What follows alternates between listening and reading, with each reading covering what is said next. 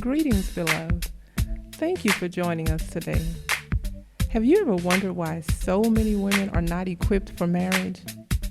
It's because being a woman does not make you a bride, no more than being a woman makes you a mother. As with so many things in life, there's a process that leads us to our desired end. If your desired end is to be a bride according to biblical standards, then you have tuned in at the perfect time. Chapter 2 of the book of Titus tells us that the aged women should take the younger women through the process of becoming not just brides for a day, but brides for a lifetime. So stay tuned for more of Bridesmaid with me, your host, Renee Bolden. Okay, greetings to you all. It's good to see you.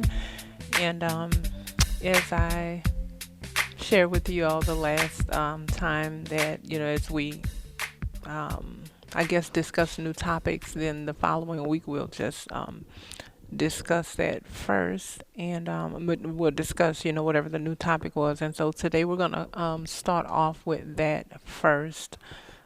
Just kind of talking about last week and again, just as a reminder, we're talking about personally, not just not a general overview of your understanding, but as you went through the week, what is it that you could clearly see the Lord was speaking to you? What did you see maybe show up in your personal life, in your marriage, in your home, in your family, however it may have shown up, and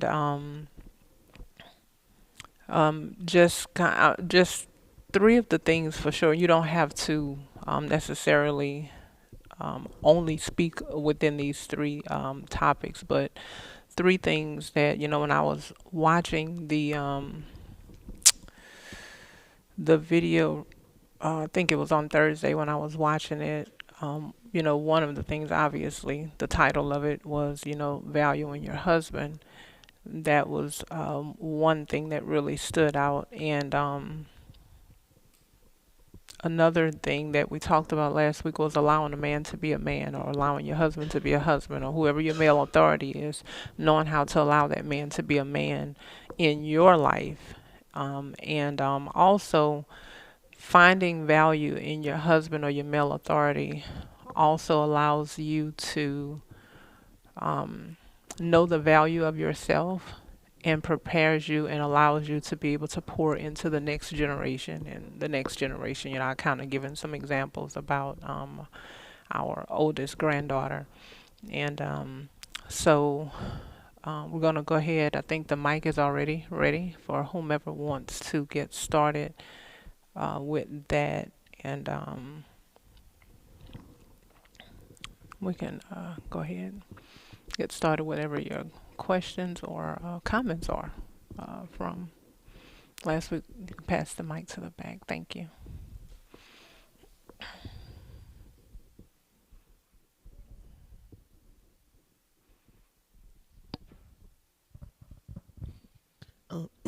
Yes, ma'am. So, I actually didn't hear this last Saturday, but I was listening to the recording this morning, and it was something. Even though I didn't hear it until today, it was something that I already that like I could look back and I could see, if that makes sense. It was you were talking about a lot, like women allowing their husbands to be a husband and allowing him to be a man. And you said that a lot of wives will complain about their husbands not being husbands, but they are taking away, I guess, like the opportunities for their husbands to be husbands because they're so focused on these little made up offenses that kind of block him from, I guess, husbanding you. And it made me think about, like, well, it's something that I had noticed in myself probably. I think this might have been Thursday night. I don't think it was last night. I think it was Thursday evening. This is something that you and I have been talking about pretty frequently, but just to give a kind of a summation of it, I noticed that was something that I was doing. It was like these little things that really are not a thing, if you will. But like you had said, you gave this description and you said, like, you can basically create these offenses because somebody isn't you. They don't think like you, they don't function like you, or they aren't. And especially you gave the example of somebody mentioning how they didn't like the tone with which their husband was responding to them, and you said we could be so focused on that you overlook the authority and just him trying to pour into you, like the important things, if that makes sense. And I saw myself doing that, like being how can I, what word can I use, like petty, if you will, like these little pet peeves, I guess you could call them. It's like creating offenses out of those. And I think when I picked it up Thursday night, it was almost like, that's extremely selfish of you to focus on my own outlook and what I desire, what I quote unquote want or don't want, versus seeing the bigger picture of what my, like what you said, like what your husband's role is. Because when you understand the need and the necessity of what he's there to do and what his job is for me in my life, then all of those other little small things don't matter in the grand scheme of things. And so I just kind of saw that and was like, kind of had to take a step back and examine myself, like, what in the world, why am I making a big deal out of, it really is nothing. Just like you said, it's like these fake offenses that you create really to be a distraction from what's really there. But that was something that I guess kind of rung true to me personally, just based on what I experienced this past week. Thank you for that comment. And while I mean, who's ever next, you can just kind of raise your hand for the mic. But I'm going to say this just in reference to you used the word petty. And believe it or not, and this has been for years, even before I came into the truth and began talking to as many women all over the world like I have. I found one of the most petty offenses that wives have shared just across the board. I'm not even sure why this has been a thing. It's the toilet seat. Wives, like, literally, I mean, I would hear full blown discussions in the workplace, complaining sessions of people where the wife is, she's offended because the husband won't put the toilet seat down. And it's like, and he could be offended that you're not raising it up.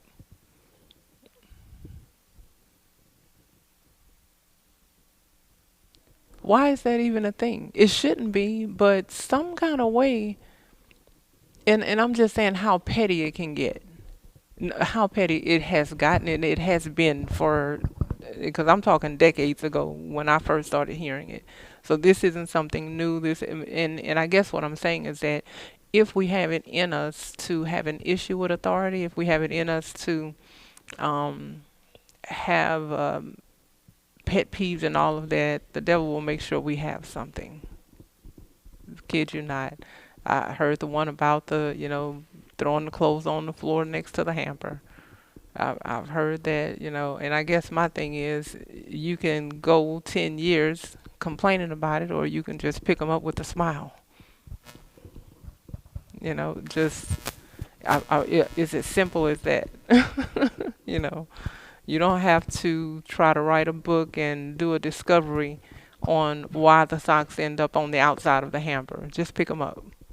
Just don't make a big deal out of it, But I've seen women do it, and I'm telling you, full-on complaining sessions to the point that, I mean, anger has set in. I mean, this is in their spirit and in their hearts. Like, this is going to be a fight the next time, and it doesn't have to be. So did I see someone else is ready? Okay. I'll comment on what you had just said about the toilet seat. I don't know if you remember that I brought that complaint to you. I was in middle school, remember. I think. And I remember you telling me that. You said, "Do you leave the toilet seat up for him?" And that still plays in my mind from time to time. Since then, just over the years, that has played in my mind from time to time. But I just want to share that because that came up, and I just thinking about how the devil don't come with any new tricks. And I was a child at that time. So it's crazy the way I guess that I was being primed by the devil. But I was gonna share. I know one thing we had talked about was not getting so easily worked up when something doesn't go our way. And I think it might have, I don't know if this was in a message or bridesmaids, but I think it might have been saying like something about kind of being like set back in time or something like that. And I know that came to, I had that challenge, I guess, like before I even left the parking lot here that day. And at first my initial response was I guess you could say frustrated, but then I thought about it, I was like, no, it's like, okay. Because we had just talked about it. I was like, okay. And it was just like whatever, and I was just waiting. And another thing was, this wasn't something that this just came to me Friday. I was listening to it Friday on my way home from work, and it was on the part you were talking about how we as women have the ability to, like, we basically focus on what's right and ignore everything that's wrong. Just put all that on the back burner, basically. But this time when I was listening, I guess I don't know. The Lord did something. I don't know, but it just made me realize, like, oh, so maybe if I like basically do the opposite of that, like instead of focusing on what I think is right, and what if I focused on what people are telling me is wrong or what I know is wrong, and put the emphasis on fixing that instead of trying to put the emphasis on what's right and ignoring all of that. And so that's something that I intend on doing, embracing what I'm being told is wrong and fixing it. That's what I want to share. Oh, okay. Thank you for sharing that.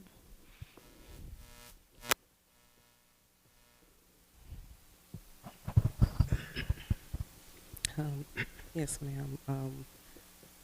I was really blessed just by everything that was shared last week, and one of the things that I had been focusing on was what you talked about the bad attitudes, and one of the things too, I guess, coupling with that is the example you gave of the woman who was the wife of a pastor, and you were kind of using her as an example of how everything in your day could just kind of just not go as planned and different things like that, and how we have to get out of this mindset of not wanting to be uncomfortable. Like, you want this comfort zone and you want that every day, and nothing don't need to go outside of this bracket that I've set up. And I know when that was said, like, I was just sitting there, I was like, oh my goodness, Lord. That was just all over me. And I knew what I was going to be focusing on at that moment for the week. So I was like, I'm going to definitely be paying attention to that. And that's something I've also have in the past asked my husband for forgiveness for. But I know that I've already told myself, okay, like kind of like the example you used before about the grapes. Like, at some point you have to stop doing this. You have to stop eating those grapes and things like that, snacking throughout the day. And that was what my focus was. When the moment comes, at time, it's certain things that can go all wrong. And, especially when you're dealing with children and different things like that, but not allowing that to have me to get this mindset of creating a bad atmosphere.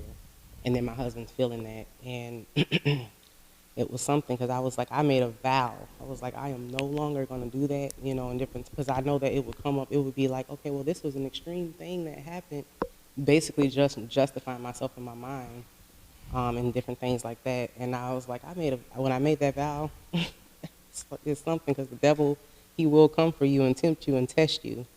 And I think the very next day, the same thing ended up happening to me that was similar to the story. And I was like, this is something, I know, like how she's experienced the, explosions and different things like that. I've experienced that as well. And I was basically, having everything ready, different things, come up. I remember my husband, he had to end up working, so he was a little bit late and different things. And, I just had everything ready. And I remember coming out the room, and so I had my shoes set up nicely and neatly, just ready by the door, just sitting there. But when I come out the room a little later after I got done pumping and things, I see one shoe. So I'm like, which one of these little ones done took my shoe, and where is it? So I'm looking for it, and I feel myself getting like this, wanting this frustration to come up, and I'm like, you know what, no, I'm not gonna do that, because I knew it was one of my little, my younger sons, because they do certain things like that where they might touch something and they, put it in a different place than where it was. And I was able to see like myself in that moment, like before it got there, then I feel myself there, then I got to come back. So it was like I was able to catch it first.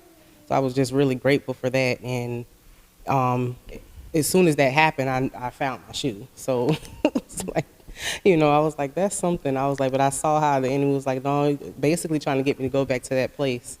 And I was just like, no. And, and just throughout the rest of the week, I was basically making sure that I was watching everything that I was doing and how I'm responding when it comes to the children, because they make mistakes and different things like that. Like you'll tell them to do something, they may not do it the way you have instructed them to do it, and different things like that. And not necessarily in disobedience, but just them being children. It's like, having to talk to them, this is how you do something. And making sure that I'm not letting stuff build up, because that was where I mostly saw it come out in my life, where it was like I would be okay, but then certain things that start building up, like, okay, you did this, then the next one did this, and then, so forth. And I was just paying attention to that, certain things happen. You can have different things on your schedule that you want to go planned a certain way, and that's me personally I'm talking about.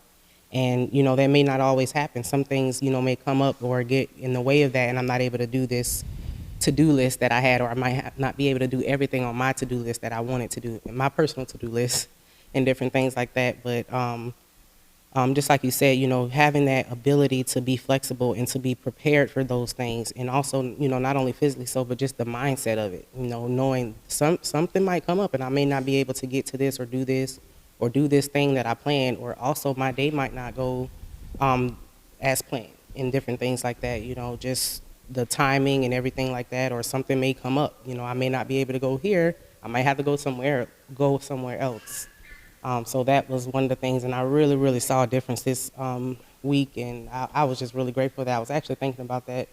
I don't know if that was last night or this morning, but I was just thinking, I was like, it's something how these discussions are a blessing, and just how everything that comes out about it, because I was like, I really, to me, looking at it, and things like that, I know that there's definitely going to be more things that are going to come out that the Lord is going to deal with me about. But just looking at my week, I was thinking I had a really good week, just based on, not saying like I don't have good weeks, but based on me seeing myself not getting to the point where I'm feeling anxious because something's not happening the way that I want it to happen. Like I didn't see that this week happening, even though the devil tried to present it to me. So I was just really grateful for that. And it just made me know that, okay, it is possible. And, that I can keep going and not feel like, okay, well, I had a few days of good days, and then the next day I, decided to just get frustrated with the children or whatever the case may be. But I was just really grateful for that. And let's see if it was something else. Oh, that was what it was. It also relates to this. In the message, if I'm not mistaken, I believe you said, like when you said if you allow those things to let you have a bad attitude, it's still the same thing of you being down that road to prostitution, drugs, and those different things like that. Like that's how you have to look at it. And like right now, you making that decision to have that bad attitude, that's where you're headed. And it kind of made me think about how that was related to something that was said in one of the past ministry, prison ministry messages, where it was being said about you doing something like that sin, and how the fruit later it'll show up and things like that. And that was kind of what I related to that. Like, I can't be looking at somebody over here and thinking, okay, they're worse off because, they're in prostitution or something like that.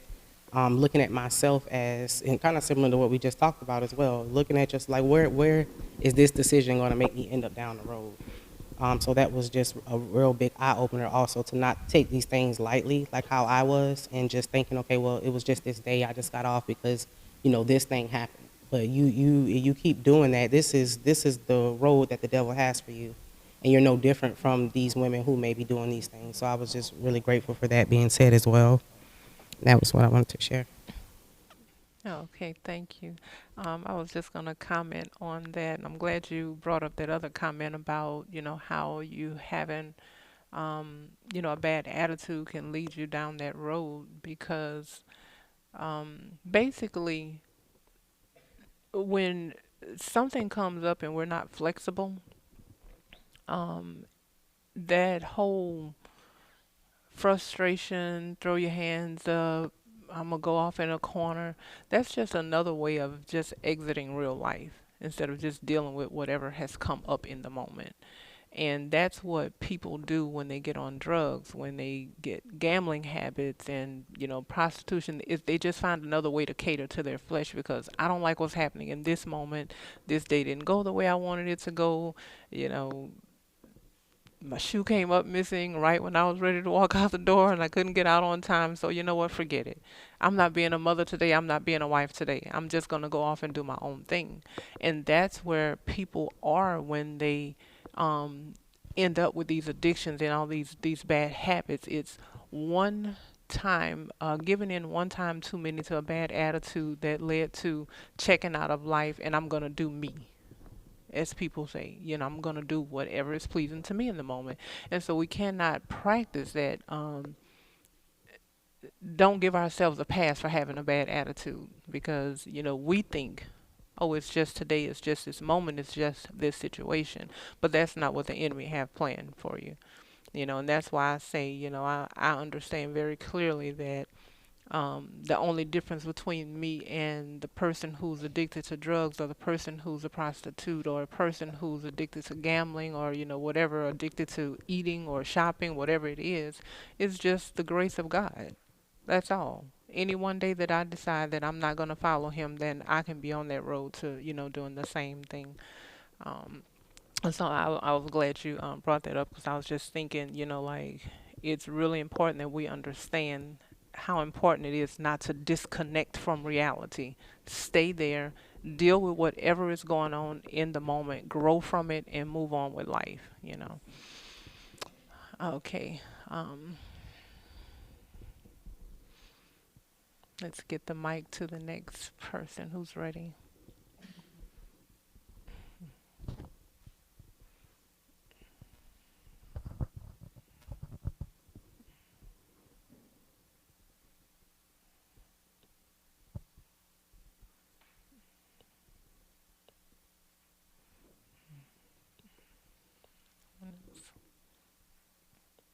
Okay, no one else has any comments? Before-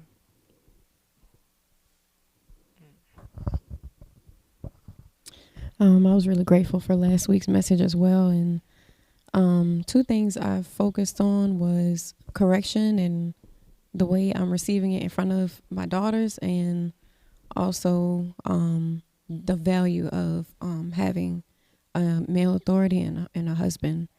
And this week, like I was addressed a few times, not, many, because I just had this history of just not wanting to comply like I should be as a wife, basically being from under authority. So I was like, it's time to grow up, and I just don't have time to play, living for the Lord, those games. So I noticed I wouldn't have the right attitude when it came to obeying. Like I would just be like, okay, I'll just, do whatever I'm told, but I still wouldn't have a right attitude. So I noticed that with our daughters, like I would say stuff and they would have an attitude and I'd be like, what in the world? Like, what's the attitude about? Just do it. Just do what you're being told. That's it.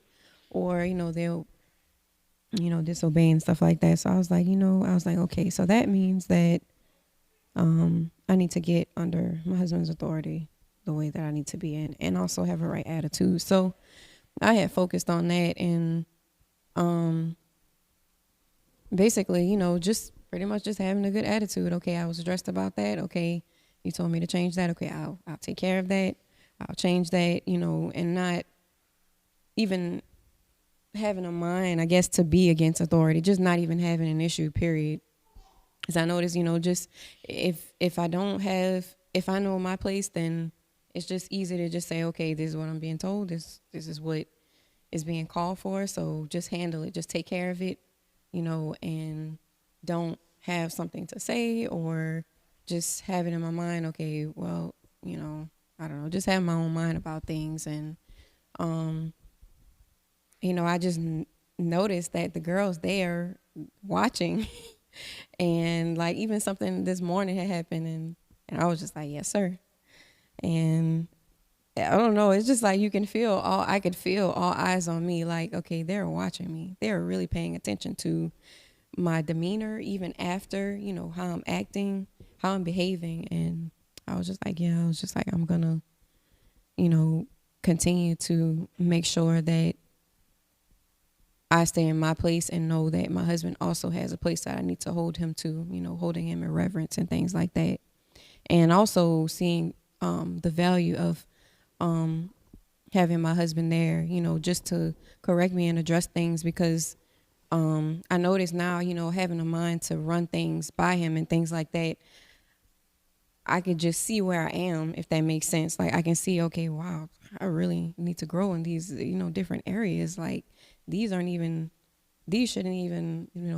be things that I, need to get right, or I should be told. But I'm glad he told me, because now I can, straighten that up, or, do what I need to do to have things in the right place, and things like that. And also, just not even having to be addressed about things that should already be in line and things like that. And it also helped me to know, okay, where my focal point should be with him as a husband, because I would be doing things, but I would still be like detached from him. So when it came to him wanting to get things done, I'd be like, well, I have this going on, so let me see if I can work all of this in together.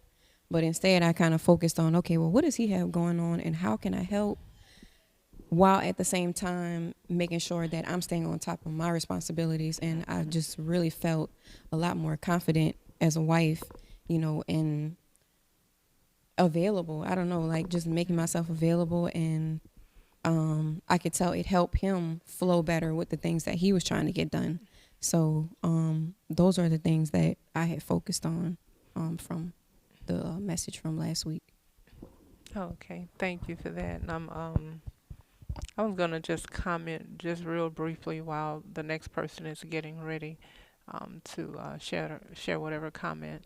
What you said about the children and the attitude, and I think you said, and I think I've heard you say this before, where whenever you see an action in them, like you kind of reference, what am I doing? What am I doing with my husband? What do I need to change to show them? I think it's really important to see that, but I think it's equally important that you do not forego training them just because you see them acting out something that you know that you've done wrong. That is very, very important. If you tell any of us, if we tell our children to do something, it doesn't matter if we can say, "Oh, they're acting like me. I had this bad attitude and they got it from me." We need to be able to correct that. Then not wait until we feel like we've changed enough to then try to bring correction to them. We're supposed to be training them up in the ways of the Lord. And if we can recognize that they're doing something wrong that we used to do, then we know the way of the Lord. So we need to teach them and train them.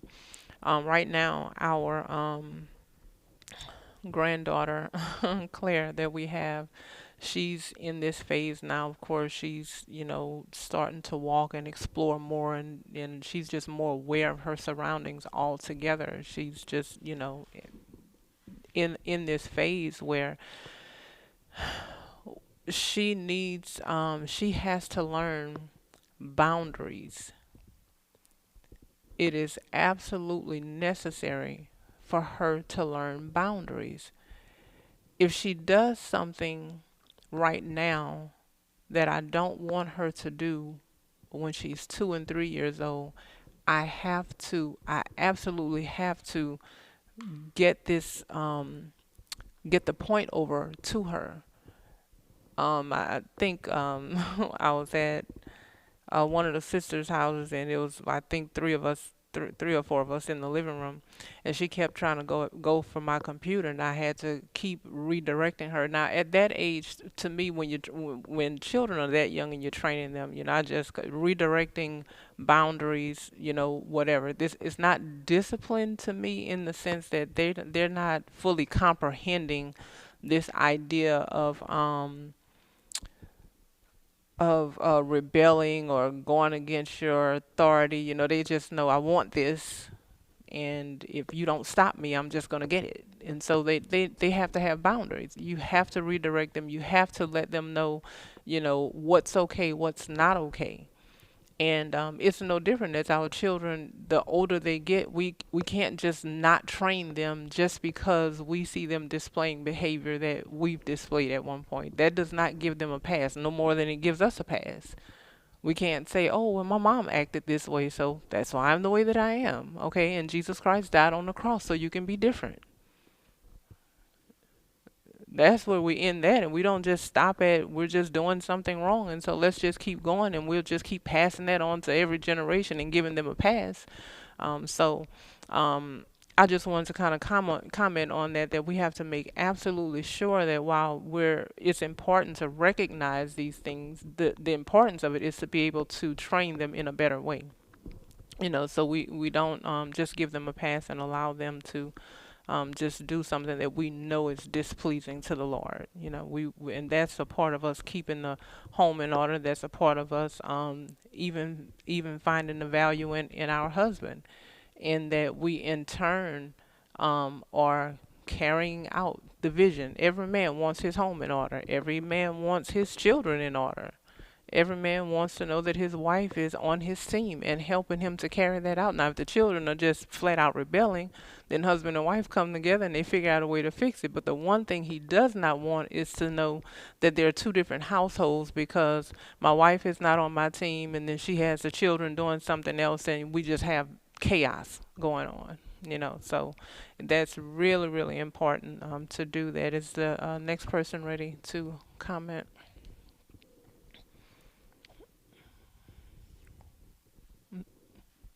Mm-hmm. Yes, ma'am. I had two comments. One, I wanted to comment on what was just talked about the kind of being that example to your daughters. As Sister Pujo was talking, I was imagining her talking about them from a little age, and I was thinking that doesn't stop. Like, they're always watching, because I know me personally, just over the years and even now, like, I'm still watching my mom and still watching how she deals with things and how she interacts with people, how she responds, or how, like, the different things that she does with that. Like, I'm still watching that. And there have been plenty of times I've seen her do something and I knew, oh, I wouldn't have did it like that. Let me adjust. Like, cause I know good and well my response would have been the complete opposite. And I could just see I was wrong. And so then I would be like, oh, okay, like, if that's how she's doing it, then I'm going to change the way that I approach a situation if I'm ever in that. So it is not even just about, like Mom was saying, I just wanted to speak from the daughter perspective. Like, it doesn't ever stop. It's even as an adult, like, they're still going to be watching those actions to see, like, how is mom responding, and let me adjust or do the same thing, if that makes sense. I just wanted to share that just because it made me think of that. Like, it's even as an adult, I'm still doing the same thing. And also, I just wanted to comment too. I was thinking I can't remember, somebody was talking, and it made me think about you had shared in the in that same discussion about how you knew that you were basically giving dad credit for calling you to a different place, I guess, like helping you to grow and how to be a wife and all these different things that kind of contributes to y'all's relationship and you just being better as a believer and a wife and all these different things. And I was thinking about, I think that was, you were talking about, like, appreciating your husband's role in the place that he has and stuff like that. And I was just thinking back to how there have been several times, even up until recently, where I would think about, like, my husband challenging me in different areas and just be so grateful. And I think I've even said as much to him of, like, you make me want to be a better person, just from, like, us having different conversations and you making me look at something from a different perspective than I had looked at it, and then making me examine myself, like, okay, wait, I didn't think about that in that way before, or didn't see it like that. And so now I have something to chew on and to take back and adjust the way I'm responding or thinking about something. And it really does make a difference in the relationship when you have that approach. Because I have not always done it, and not trying to proclaim that I've done that in every situation, but I could tell the difference And when I think probably, I'm not sure because I'm not a man, but I think probably from a husband's perspective, it's a lot easier for him as the authority, like when he can say something and it's not a fight.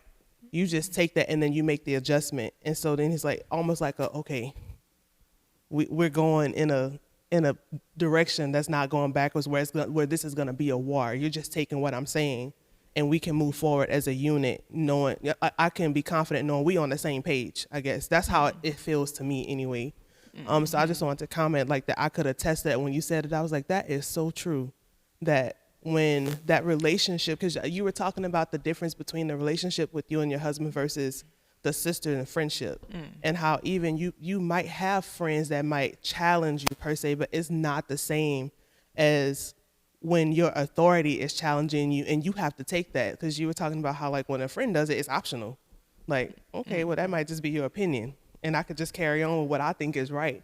But like when your husband brings something to your attention, it's like you have to at the very least take pause and be like, okay, I got to do something with this if I want to stay married. And so I just thought that that was interesting, that I could tell the difference when we've had those moments in my own marriage. I just want to comment on it. Okay, thank you. And I'm going to ask you to give an example. You said, you could see the differences between a conversation where you're holding him in high esteem, you're seeing the value of what he's bringing you. So share how we've had a lot of conversations. So without giving you the answer, I'm gonna try to just lead you to an example of the subtlety that you've seen where you're in a conversation and you just think it's a conversation, but the way you responded, it just it did not yield a good result in the conversation, and you thought it was innocent until you found out it wasn't, maybe, or you just thought it was normal until you found out it wasn't normal. Um, and I'm just speaking of how subtle sometimes, because sometimes when we think about being in a conversation with our husband and maybe not reverencing him and not seeing the value in his words, I think we automatically think of fight and offense and or getting riled up or whatever. But sometimes it does not show up in that manner. Sometimes it can be in a very quiet manner. Sometimes it can just be in your routine conversation, but you're still not finding the value in him because of what you have to say or what you think about what you have to say and your own opinion of the matter and so on and so forth. I think I just want to make sure I understand. You said, give an example of like, I thought it was just regular conversation and I was approaching it from that manner. Is that what you asked? Yeah, the example, just giving an example, because you said, "Oh, well, I understand what you're saying, that it's true. You can have a conversation with your husband and you see the value in what he's saying and you're so happy about what he's saying, but you've also seen the other side of that, where that wasn't your response." Yes, ma'am. I think I might have an example. I think I'm trying to remember. I think one example that might fall into that, I think maybe would be, because there's been several conversations like this one, where we might just, to me anyway, and at the time, it seems like we're just talking and conversing. Just to me, it's like random things, right? Like just stuff that's happening in society or whatever. And I feel like I'm trying to remember. We were talking about something, maybe some specific set of people or a particular person or something like that. I can't remember. And my husband was saying, like, telling me one thing about like people. He was basically saying like when people act a certain type of way, because I can't remember all the details, I don't want to lie, but when people act a certain type of way, it means that they're this. I'm gonna just use that as an example. And in my mind, I'm like, well, maybe they're acting like this because of that. Like maybe it's not because they're just a bad person or they just have bad intentions or they're malicious. And so then he got so frustrated because he was just like, what do you mean? Like, what even is this? And I was like, what? I'm just saying, like, maybe they're not bad. Maybe they're not. Now, granted, the way I'm talking is how it wasn't yelling. It wasn't going like no argument like how you would normally envision it. And I just remember as we kept talking about the conversation, he was like asking me, like, why would you even say that? And I was like, I'm just offering a different perspective. Why do you think I need a different perspective? I didn't ask you for that. And I was like, oh, literally light bulb, like, oh, I hadn't considered that. I thought we were just chattering back and forth. And he was just like, no, if I ask you for your opinion, that's one thing, but this wasn't a ask you for your opinion kind of thing. And I was like, oh, I didn't realize that that's what this was. Thank you. That's a really good example of exactly what I was looking for. That oftentimes we can think so highly of ourselves as wives that even in simple everyday conversation, without realizing it, we're just disregarding what our husbands are saying, completely disregarding it. What? Okay, that's your opinion. This is my opinion. So what? But in practicing that, because that's only going to happen so many times, see, the way she was seeing was, oh, we're just having a conversation. But what husband is seeing is, why are you so disagreeable? Why are you so opinionated? Why is it that you're not on my team and you just can't simply follow me? That's what the husband is hearing. And so it's important for us to know and be able to understand what it really looks like to value our husbands, because it does not always come in the form of a direct attack against him. It can very easily be just that subtle, where you, because you think so highly of your own opinion, you by default disregard what he's saying. You disregard his words. You disregard his opinion about something because, as he, and I think that was very plain and clear the way he said it. I'm sharing with you what I think about something. So when your husband is speaking to you, that's the time for you to get to know him, not be forming your own opinions and thoughts and responses in your mind about how you can show him a better way. That's not what it is. If you believe that, and I'm gonna just bring this in because that just sounded like it wasn't necessarily so personal to the marriage except for the mindset behind it. But if you believe that your husband is your leader, and let's just say maybe like sometimes you hear things, because I know I've done that with my husband, like, oh gosh, I wouldn't have even thought about it that way. Like, I need to get to where you are concerning this particular thing. And sometimes we can be so full of ourselves as wives that we really think we are leading our husbands. But that means that we don't believe the word of God. We don't believe that God created him to be our leader. We don't believe that God created him to follow us. We don't believe that he has been equipped with what he needs to follow us. So let's say it that way. My husband makes bad decisions, and I think I make better decisions than him. God, you got it wrong. That's what you're saying. So see, when we say it that way, it sounds a whole lot differently. But that's exactly what's happening. When we value what we have to think, what we have to say, our opinion and how we would handle a situation more than our husbands, then what we're saying is, God, you didn't equip him. You missed it when it came to him. But as I shared last time, or I don't know, maybe a message a Saturday or two ago, something like that, when we were discussing this, it's not the husbands that are out of place. Oftentimes, it's the wife who has lost sight of who she's supposed to be, and therefore she cannot see the husband and she cannot see the value in him because she has no idea who she is and who she's supposed to be. And oftentimes that leaves her looking for that husband, looking for, well, where are you? Where's your leadership? Where is this? But again, if you want a man to show up as the woman. If you want a husband to show up as the wife.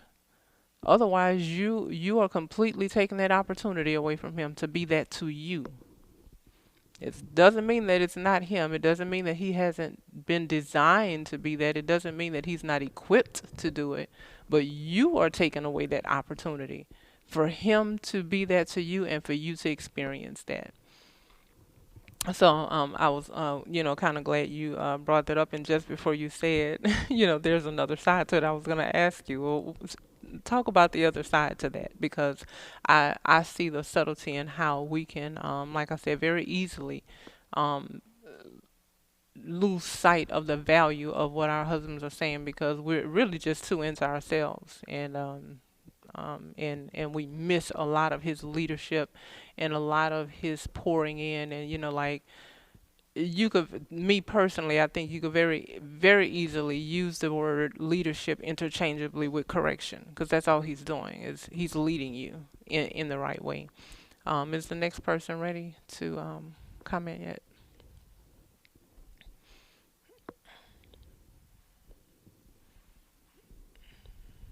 Could pass the mic up front, please. Thank you.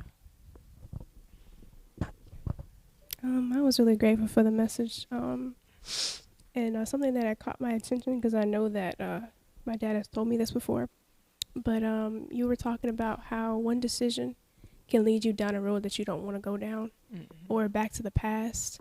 And I know I've had warnings from my dad and warnings from the Lord himself in the form of dreams.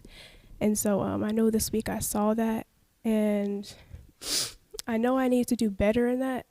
And I was just really grateful that it came up and that it was a reminder, just to be watchful of those little offenses that pop up during the week. And so I was just really grateful for that message that you had, you were talking about that. And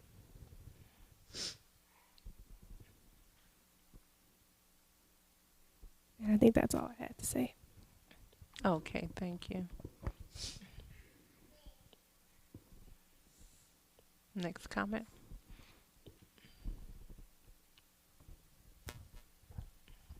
I don't really have a whole lot to say, but I know one thing from the discussion that really stood out to me is just like not allowing myself to be distracted by offenses. And that's something that I need to be focusing on more, and just not allowing it to take away from the relationships that I'm supposed to have with people. That's pretty much all I wanted to share from you. Thank you.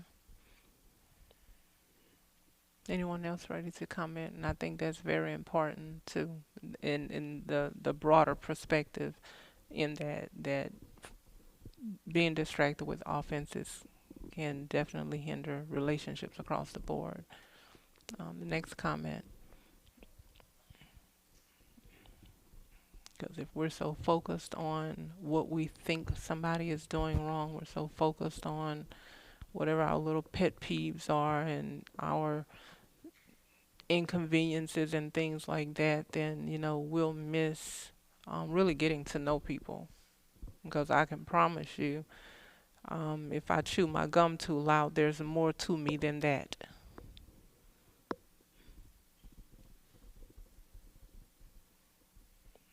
Got a whole life outside of how I chew. A whole lot more things you can learn about me besides that. So when we focus on these little things, we're missing a whole lot more about the person. Okay, you ready to comment? Hey, yes, ma'am. There was something I saw on Sunday.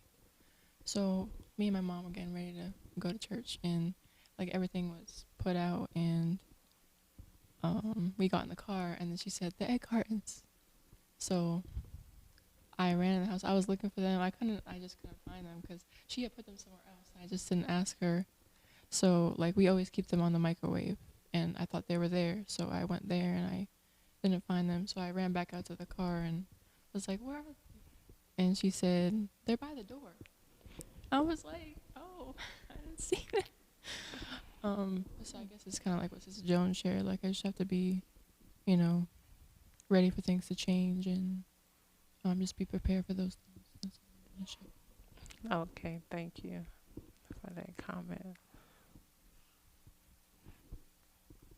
And I'm gonna just say this too, just while the next person is getting ready, you can who whoever is ready for the mic. Sometimes you can overlook, the obvious. Something can be right there in front of you that you need to be focused on, but because you're accustomed to something being a certain way, you miss it. You miss the change, and that happens with when people are changing. Sometimes you're so focused on what they did wrong 5 times that the Lord has changed them, but you can't see it because you just expect them to be who they've always been. That's really, really important when we're talking about having fruitful relationships with people, and especially in marriage.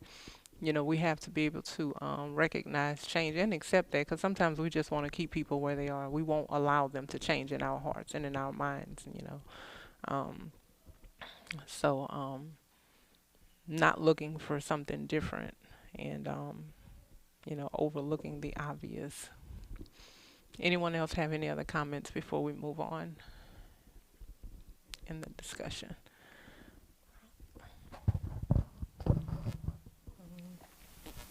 Yes, ma'am. Uh, so, one of the things that stood out to me was several others have shared that as well. Like this, um, well, like not getting caught up in like maybe like the tone of how somebody may say something to you, but just receiving, the message, and like what Sister Jasmine said, just changing like what you're being told, versus getting offended, all that. And then also, I was thankful for I'm thankful for like everything that's been shared, and what you were sharing earlier about like not disconnecting from reality, and just staying in the moment. And that's something that you had told me before, like in the past, not about something one time that I was trying to back out of, and you helped me to like, move forward and stop doing that. But I saw myself, well, I didn't realize that's what I was doing. Just this past week, just kind of a similar situation. But that's just a way to cater to flesh, just checking out. And so I was thankful that you shared that, and that's something that I intend to follow.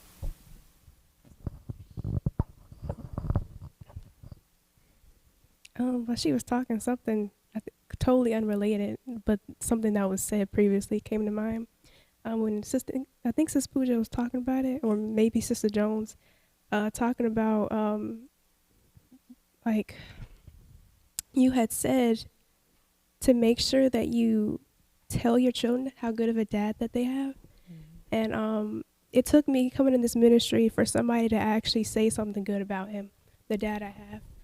I've heard everything under the sun that is bad. And on Sunday, Chaplain Moss was here, and he looked at me. He said, "You have a good daddy." And I just thought about that because I've never heard anybody in my family say that. I just heard like everything bad. Like I can't even like he's a monster or something like that. So I was just thinking about how important that is. And so I was really glad that you shared that as well. Like it's not enough just to represent that, you actually have to say it. And so I'm just very glad to be a part of a ministry that promotes that. Thank you. Anyone else before we move on? Something I should say. Okay, I'm gonna go ahead and pass the mic down. This was another thing too, like in the beginning when you were talking about your sisters, that just the way that y'all's relationship is stood out to me, and because I was just living the opposite, like with like friends and stuff from my past. Like I would just always falling out with people. Like if somebody, like I just didn't know how to. I don't really know what the words are, but I just wasn't mature enough to just have relationships with people, and I just would always fall out with people, always, or just stop talking to this person for months or a couple of years. But that just stood out to me too. Also, just I guess the maturity and just wanting to be that way. Oh, thank you. I'm glad you mentioned that because that was something that had come to my mind that I wanted to kind of add to that comment where I was, specifically in the beginning of the discussion last week talking about, two of my sisters and what our relationship looked like and how um, those relationships don't compare to that with my husband, not even close. And for those of you who maybe you don't have a long life friend that you could identify that with, you have to be able to know that it can be a mother, it can be a biological sister, an aunt, a cousin, whomever you might have found yourself close to at any point. That relationship does not trump the relationship with your husband. You should never find more value in the relationship with anybody else outside of your spouse.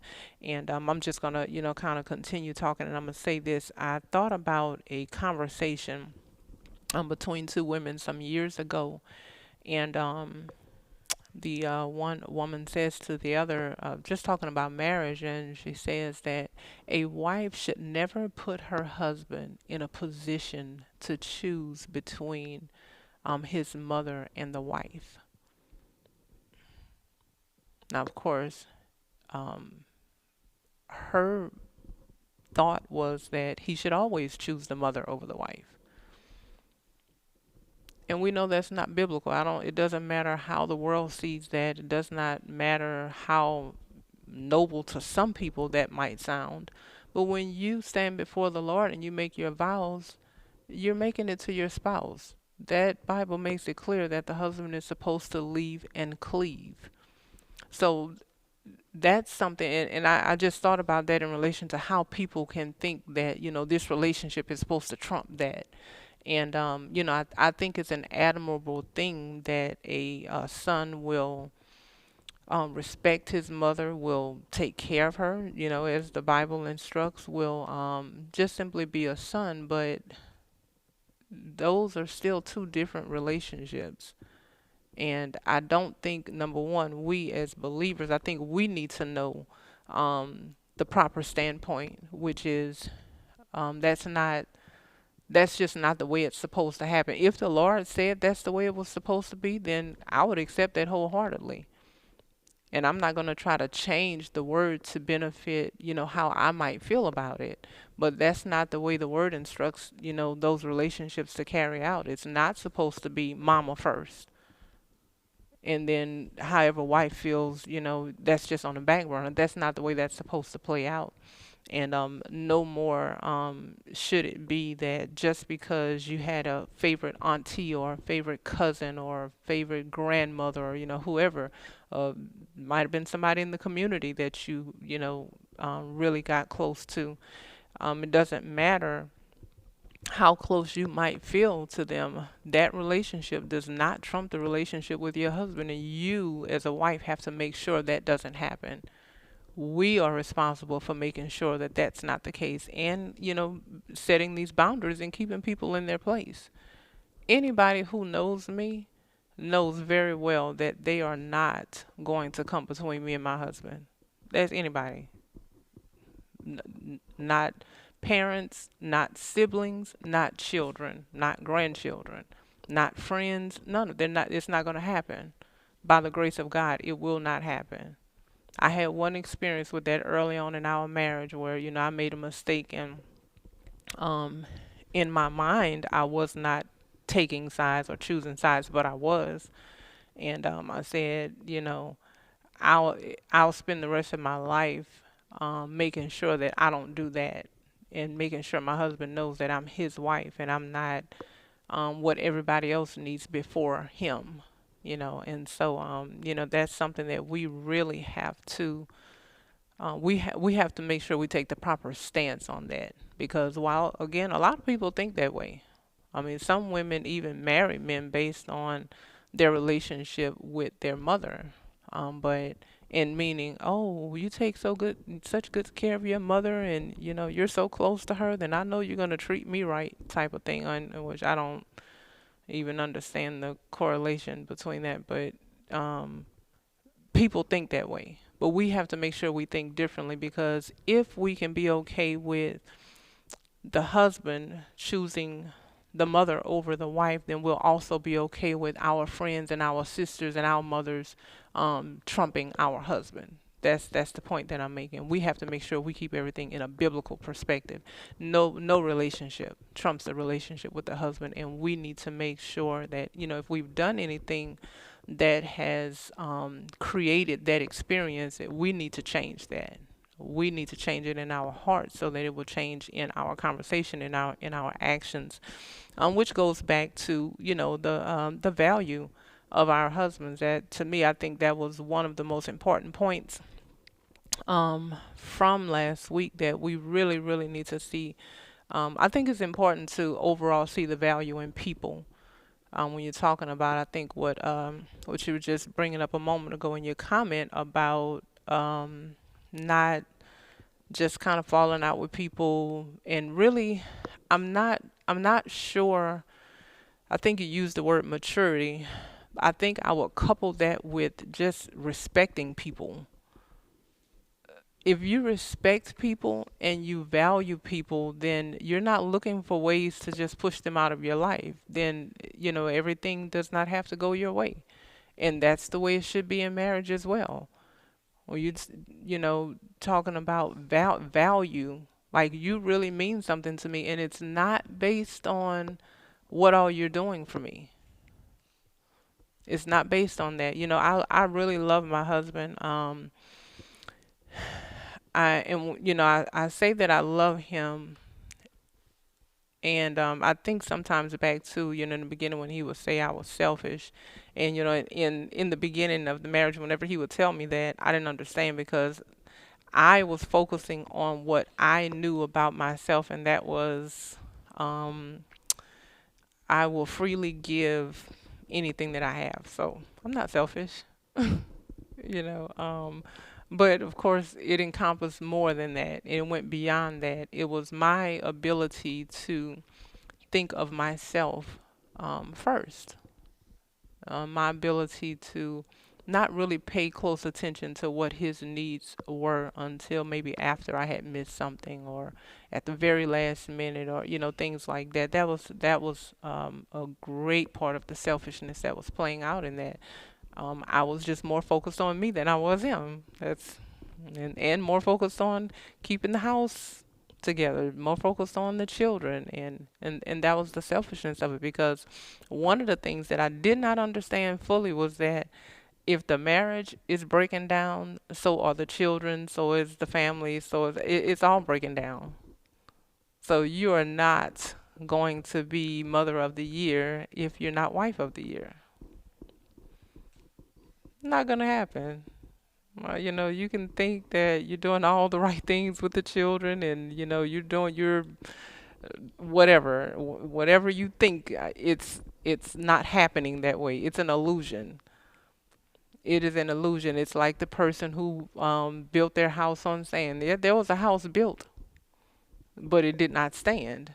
And that's the whole point. It's an illusion of something that appears to be working, but it's not, because the foundation is going to be the marriage. And so, I was selfish in that. And in that, not only was I selfish, but also I was offended at his authority. And I'm just use the word offended because, that's one that we tend to kind of connect with quite a bit. Like, I had an issue with his authority, because I still had this independent mindset, and all these different things that I had going on. And what I found out, and I was just thinking about how much I love him, how much I appreciate the Lord bringing us together. I appreciate his presence in my life. I appreciate everything that he has helped me to become. I appreciate just living life with him. I appreciate the opportunity. Uh, One of my sisters had sent a message. I think, I don't remember exactly how it was worded, but it was like, thank you for taking care of my brother. And I'm like, it's my blessing, it's my privilege, and it's my honor. And I won't downplay it, and I won't say that I don't, because I think I do. as always, I think I always have room to grow as a wife, but I think I take good care of my husband. I really do. And I think every wife should, and I think that should be every wife's testimony. Every wife should be able to say, I am good to him. Why? Because that's my response to me. If I say that I love you, then it's supposed to show up in my actions. It's supposed to show up in my attitude. If I say that I love you, I care about you, I care about your well-being, I'm enjoying life with you, I love what you bring to the table. If I love all these things, then it's supposed to show. That means I'm going to have an auto response.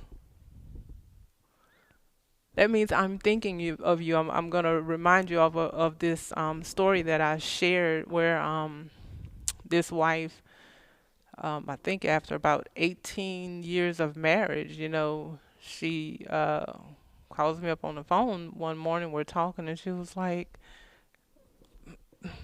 in sum, you would be so proud of me, Sister Bolden, because I did a great thing. When I went to the store this weekend, I actually asked my husband if he wanted me to bring him something back, because I've never done that before. It's like, I think I had to really stop and process what I was hearing. And she was serious. And I think I had to process that even further. She literally was a part of prayer teams, um, connected with prayer partners all over the world, reading the Bible all the time, declaring and decreeing. And I'm a staunch believer. She thought she was more spiritual than her husband. She thought she had the better leadership skills for their family. She thought he was making a lot of wrong decisions. But in all of that, somehow, in her ability to say, I love you, she could go to the store for 18 years and not ask him, is it something I can get for you? Or just not pay attention enough to just know. I know you well enough to know that this will be a blessing to you. Let me get it. She, I, I couldn't even address that because I was like, you are way further back than what I realized. We have to go all the way back to when you first got married. This is not even a conversation we can have right now in 10 minutes before I get to work. If you are giving yourself credit for, after 18 years of marriage, calling your husband and saying, can I get you something at the store? So when I say, when we say that we love a person, that love should compel you to pay attention to them. Just like I was saying earlier, when you're having a conversation, you're not just waiting to give your opinion. You're not just forming a response. You're not looking to defend yourself. Hey, this is an opportunity for me to get to know my husband. Let me listen to what he's saying. Do I even understand what he's saying? Let me find out something else about my husband. That's what happens in conversations when you're present and you're not focused on yourself. Love will compel me to pay attention. I will take note of what is displeasing to him, what is pleasing to him. I will take note of this if love truly is present. I'm not going to be thinking of myself first and how I can get away with something. How close can I get to the line without just pushing him over the edge? How much of my way can I get in this situation? That's not going to be my first order of business. That's not, if I truly love him, then I am taking note of him as a person, not only what's pleasing to him, but even just the things that he say. I'm going to say this about men And I think I shared this recently with somebody in the last few weeks. Men in general are peaceful, but that does not mean they are weak. Just because they don't want to fight with you does not mean they're weak. Just because they don't address everything that you bring up that could cause a fight doesn't mean they're missing it. It doesn't mean they're oblivious to who you are and what you're doing.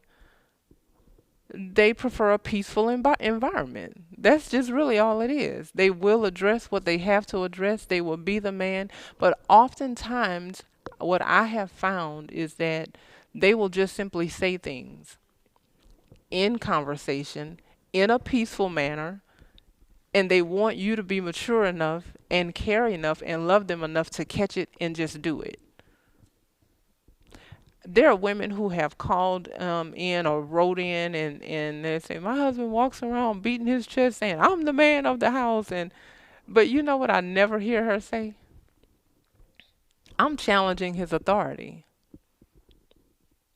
Because it's been my experience, and not just my personal experience, but from a personal observation, that most men don't walk around doing that. That's not a common thing for a man to feel like he has to constantly voice his opinion about his authority in his home. He already knows who he is, unless there's somebody there challenging him. So when we say that we love, then love should compel us to get to know him, to not be selfish, to be proactive in carrying out, his vision. So, I can sit here week after week and say, how much I love my husband. I appreciate him. Oh, he's such a blessing to me. I love having him in my life. I love all these wonderful things. And if every day outside of me sitting here, it's not showing up in my actions, then I'm lying. No, what I love is what I'm getting out of it. Because love tells me that when I go out to get something for myself, I'll put what I want down and I'm looking to get something for him. That's what love does. Love is not every time I leave home and I spend money, it's always I'm spending money on myself. Or every time I'm thinking about what has to be done in the day, I'm thinking about what I need to get done. No, I should be thinking about what he needs to get done. There are plenty of times I let things wait for hours and hours, and sometimes I just have to, I think somebody said that, my own personal to-do list. This is what I would like to get done today. But sometimes I forego that so I can have a 2 or 3 hour conversation with my husband just about spiritual things where I'm being edified and we're bonding. Yeah, the dishes can wait. Yes, I will let my lunch or brunch dishes wait until dinner if it means me having a conversation for 3 hours where I walk away more spiritually edified. Yeah, it can wait. But see, that's what love does. Love is going to put that person, your husband, before you in your thoughts, in your attitude. There are sometimes and I've talked about this, about being aware, especially with my husband being a shepherd and him spending so much time just meditating on the word and things like that. I have to be very, very purposeful about the atmosphere. We have a small baby there. That can go one way or the other. You can keep them happy or you can keep them crying. And so with that, there are sometimes I may forego setting a boundary with her because I don't want her crying to distract him in his thought process, or he's in the word or something like that. Okay, well, I'll catch you later. You'll do this again, and I'll, sometimes I might just kind of whisk her off, just play with her a little bit, get her, if she's just different things like that, because I'm thinking more about him than I am myself. Sometimes, we're on the Skype call and you all might see I might disappear off camera because I have to go and get it. And I might stay going. I don't want to, But I know what's more important, me sitting there because I want to be there, or everybody hearing what he has to say and me keeping her quiet. So again, I'm not putting myself first. I'm thinking about him and I'm thinking about other people. So these are things, like being proactive, having a great attitude. All of these things matter. When I'm thinking about my husband, when I say I love him, these are the things that automatically come out.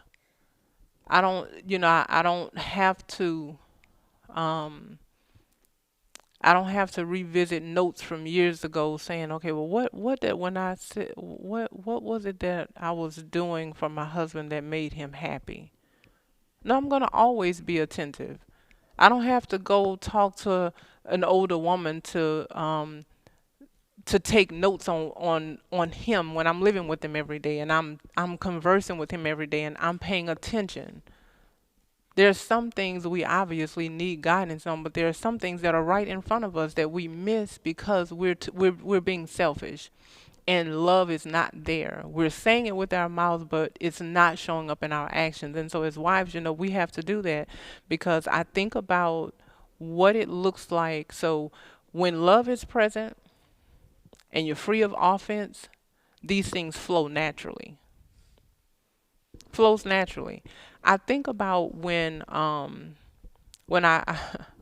the last company organization that I worked for, and when I think about when I was offended at authority and I had an issue with authority and I didn't want to be told anything and I was just proud and thought I was so skilled at my job and all of these things and no, I couldn't be told anything that I needed to be told. And I thought about the way my actions were.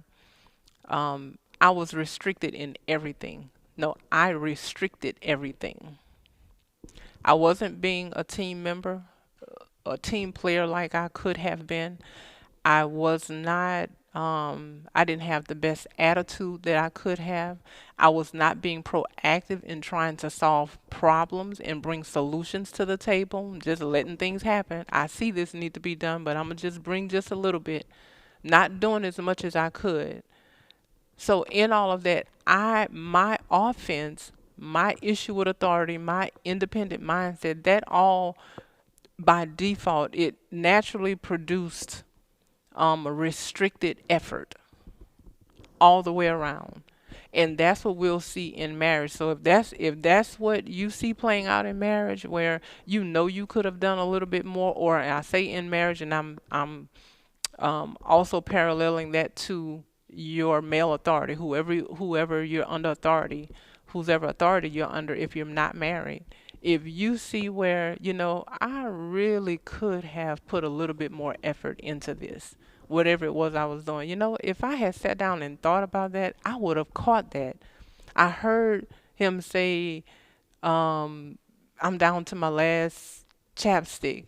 And I could have just purchased another one when I went to the store. But no, I was just thinking about myself. I got what I wanted. I didn't get what he wanted. When you're offended, you're independent and you have an issue with authority, that's the way it plays out. So just in case, we're wondering, where am I in this? Where am I on this spectrum? Am I really loving or am I still offended and restricting? You'll see it play out that way. You won't be as thoughtful, or you might have a thought and then you might suppress it. And that just means you're saying you're not really worthy of what I have to offer. Yeah, I could be nicer, but I'm not because you haven't earned it. That's what our actions are saying when we're restricting efforts, we're restricting thoughtfulness, we're restricting love, basically, is what we're doing. And so, like I said, I say all the time how much I love and appreciate my husband, and I'm really just going to end it here. But with that love comes, and this is the point that I want to make. When I say that I love him, or if I say that I love anybody, it compels me to do certain things. I don't have to be pushed into it. Nobody's dragging me and pulling me into it. I don't have to overcome all these obstacles to show this love. If it's there and I'm not offended, then it's just flowing. It is just simply flowing. And I'm not regretting it. I'm not at the end of the day wondering, well, did he get more out of this than I did? Oh, I did more than him. I got the short end of the stick today. I'm not looking for, well, what can I get tomorrow since I did so much today? That's not my thought pattern. I am simply finding satisfaction and fulfillment in just being a wife and allowing my love to show. And similarly, you will see that happen with relationships across the board. If you have love, it is just going to flow. You're not going to have to make yourself. You're not going to have to talk yourself into it. You're not going to, none of that. It's just going to flow. And that's just really the way it is. Um, and so that's just something that we can take. And I think we can all probably look at somewhere in our life where we were dealing with, whether it's our husband or male authority or somebody where we saw the difference in how we acted. We saw the difference in what was coming out of us, our attitude, our actions, our thoughtfulness, or lack thereof, and we just have to put that where it is. It's kind of like us saying that, oh, I love the Lord and I'm sold out to the Lord, but we're not actually following the Lord. And that's just a lie. Our actions are proof of what we believe and what's really in our heart. And that's really just the bottom line. And so, we have to, we have to pay attention to those things. This was just a thought I had, and I'm gonna share this. That I was thinking about, how much I love my husband, and just thinking about women and wives when they're thinking about what is a good husband. And one of the first thoughts that came to my mind was a good husband. Oftentimes people will say would be a man who loves the Lord. But the thought that came to me, that an extension of that thought, was a man that loves the Lord enough to obey him. I thought, wow, that's really taking that a step further, because sometimes we say we love people or we say we love the Lord, but that love only extends as far as what we're getting out of it, or what's convenient for us. I'll say that. But when we love the Lord enough to obey him, then we obey him, whatever the risk may be. Doesn't matter. We take that and we run with it. And I thought that would be number one on the top of the list for a great husband, the one who loves the Lord enough to obey him. And a part of that, and I'm gonna just kind of end it here. A part of that husband obeying the Lord is leading his wife, treating his wife, as loving his wife as Christ loved the church. And of course, we like to think of love always being us getting our way, but sometimes it means us being stopped in our tracks. Sometimes it means us being turned around. Sometimes it means us not getting our way. Sometimes it means us being told, you're thinking about this the wrong way. It's not what you thought. And we have to take that as an all-encompassing in love. That it's not just all the lemonade, but sometimes it's the lemon.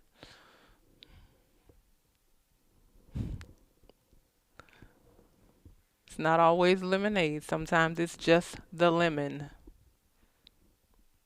It's sour to us. But if that's what it is to obey God, then that's just simply what it is. And we have to be able to take all of that.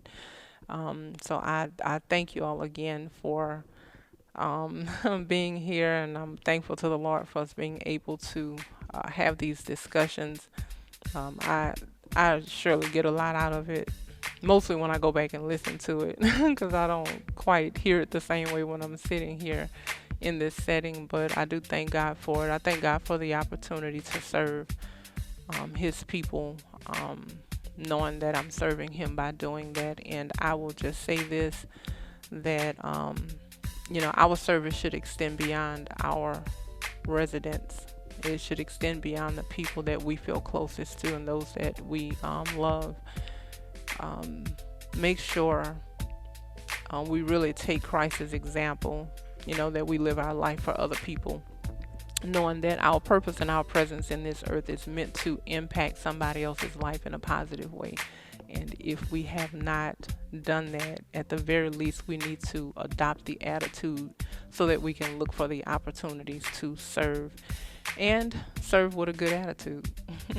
Let's bow our heads and pray. Heavenly Father, we thank you again for this day. We thank you for traveling grace. And Heavenly Father, we thank you for showing us ourselves, Lord God, allowing your word to be a mirror to us. And we pray, Heavenly Father, that you will continue to let us be aware of the situations that come up, so we will know how to apply your word in those situations, that we will be led by your Holy Spirit and not by our emotions and not by our flesh. Show us ways, Lord God, that maybe we've missed it in the past, that we can not miss it when these things come around again, that we will crucify our flesh and do what's pleasing to you. In the name of the Lord Jesus Christ, we pray. Amen.